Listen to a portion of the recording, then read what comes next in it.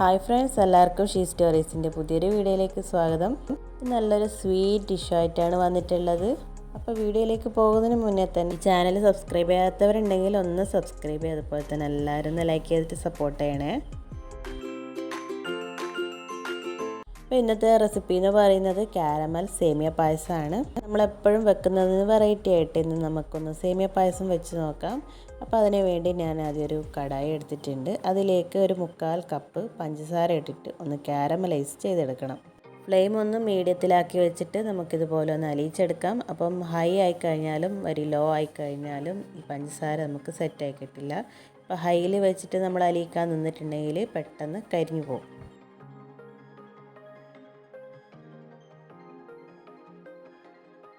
അങ്ങനെ പഞ്ചസാര ഇതുപോലെ അലിഞ്ഞ് നല്ലൊരു ബ്രൗൺ കളറായി കഴിഞ്ഞാൽ നമുക്കിതിലേക്ക് 1 ടേബിൾ സ്പൂൺ ബട്ടർ ചേർത്ത് കൊടുക്കാം.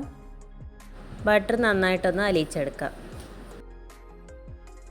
ബട്ടർ നന്നായി മെൽട്ടായി വന്നിട്ടുണ്ട്. ഇനി ഇതിലേക്ക് 1/2 കപ്പ് നല്ല ചൂടുവെള്ളം ഒഴിച്ചു കൊടുക്കാം. ഒഴിച്ച പാട് കുറച്ച് ഹാർഡായിട്ട് തോന്നുമെങ്കിലും അത് പതുക്കെ അങ്ങ് മിക്സായിട്ട് വന്നോളും. അപ്പോൾ നല്ല രീതിയിൽ തന്നെ ഒന്ന് ഇളക്കി കൊടുക്കാം. അപ്പോൾ നമ്മുടെ കാരമലൊക്കെ നന്നായിട്ട് വെള്ളമായിട്ടൊന്ന് മിക്സായിട്ട് വരണം. ഇനി ഇതിലേക്ക് പാലൊഴിച്ച് കൊടുക്കാം. ഞാനിവിടെ 1.5 പാക്കറ്റ് മിൽമ പാലാണ് ഒഴിച്ചു കൊടുക്കുന്നത്. നന്നായിട്ടൊന്ന് മിക്സ് ചെയ്ത് കൊടുക്കാം.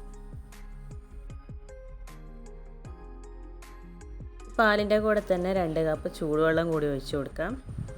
അപ്പോൾ നമ്മളിതിൽ സേമിയ ഇട്ടിട്ട് വേണം വേവിച്ചെടുക്കാൻ. അപ്പോൾ അതിന് വേണ്ടിയിട്ടാണ് ഇത്ര കൂടുതൽ വെള്ളമൊക്കെ ഒഴിച്ചു കൊടുക്കുന്നത്. നിങ്ങൾക്ക് വേണമെങ്കിൽ 2 പാക്കറ്റ് പാലും 1 കപ്പ് വെള്ളവും ഒഴിച്ചു കൊടുക്കാം.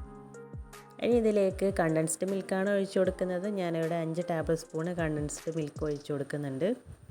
പിന്നീട് നമുക്ക് മധുരം ആവശ്യമായിട്ട് തോന്നുകയാണെങ്കിൽ പഞ്ചസാര വേറെ ചേർത്ത് കൊടുക്കാം. കണ്ടൻസ്ഡ് മിൽക്ക് ഇട്ടിട്ട് നന്നായിട്ടൊന്ന് ഇളക്കി കൊടുക്കുക.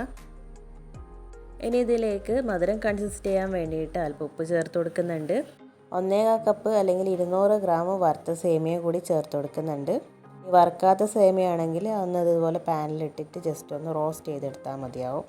അപ്പോൾ പാല് തിളക്കാനൊന്നും നിൽക്കണ്ട, അതിന് മുന്നേ തന്നെ നമുക്കിത് ഇട്ട് കൊടുക്കാം. കാരണം ഇതിൽ കിടന്നിട്ട് ഇതൊന്ന് വെന്ത് കിട്ടണം. ഇനി കട്ട കെട്ടാതിരിക്കാൻ വേണ്ടിയിട്ട് നല്ല രീതിയിൽ തന്നെ ഒന്ന് ഇളക്കി കൊടുക്കാം. അപ്പോൾ ഇതൊന്ന് തിളച്ച് കഴിഞ്ഞാൽ നമുക്കിത് ചെറിയ ഫ്ലെയിമിലാക്കി വെച്ചിട്ട് ഒന്ന് വേവിക്കാൻ വെക്കാം. നമ്മൾ വലിയ ഫ്ലെയിമിലിട്ടിട്ട് ഇതിനെ തിളപ്പിച്ചെടുക്കുകയാണെങ്കിൽ നമ്മൾ കാരമലൈസൊക്കെ ചെയ്തതുകൊണ്ട് ചിലപ്പോൾ പാല് പിരിയാൻ സാധ്യതയുണ്ട്. അതുകൊണ്ടാണ് ചെറിയ ഫ്ലെയിമിൽ തന്നെ വേവിക്കണം എന്ന് പറയുന്നത്. ഇനി ഇതൊന്ന് അടച്ചു കൊടുക്കുന്നുണ്ട്. അപ്പം നമ്മൾ ഇടയ്ക്കൊന്ന് തുറന്നിട്ട് ഇളക്കി കൊടുക്കണം. ഒരു 5 മിനിറ്റൊക്കെ കഴിഞ്ഞിട്ട് ഇതിന് നല്ലോണം തിളച്ച് വന്നിട്ടുണ്ട്. അപ്പോൾ ചെറിയ തീയിൽ വെച്ചിട്ട് തന്നെയാണ് ഇത് തിളപ്പിച്ചെടുക്കുന്നത്.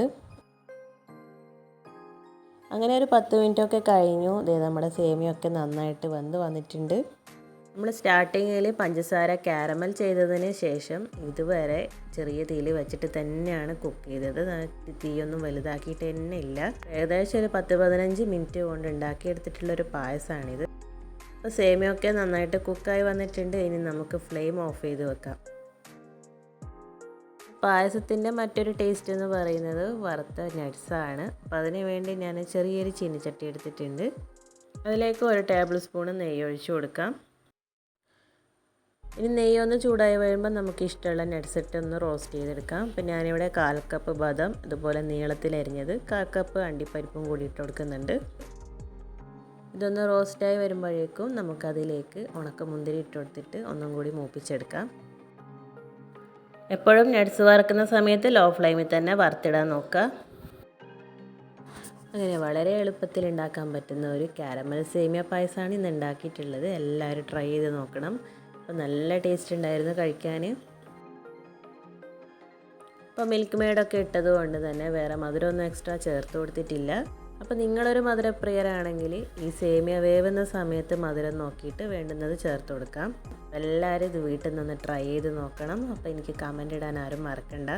അതുപോലെ തന്നെ ഈ വീഡിയോ കാണുന്നവരിൽ എൻ്റെ ചാനൽ സബ്സ്ക്രൈബ് ചെയ്യാത്തവരുണ്ടെങ്കിൽ ഒന്ന് സബ്സ്ക്രൈബ് ചെയ്യുക. എല്ലാവരും ഒന്ന് ലൈക്ക് ചെയ്തിട്ട് സപ്പോർട്ട് ചെയ്യണേ. അപ്പോൾ ആഘോഷങ്ങളൊക്കെ വരുന്നുണ്ട്. എല്ലാവർക്കും ഉണ്ടാക്കി കൊടുക്കാൻ പറ്റിയ നല്ലൊരു സ്വീറ്റ് കൂടിയാണിത്. ഇനിയും ഇതുപോലുള്ള സിമ്പിളായിട്ടുള്ള വീഡിയോസിന് വേണ്ടി stay tune she stories. Thanks for watching.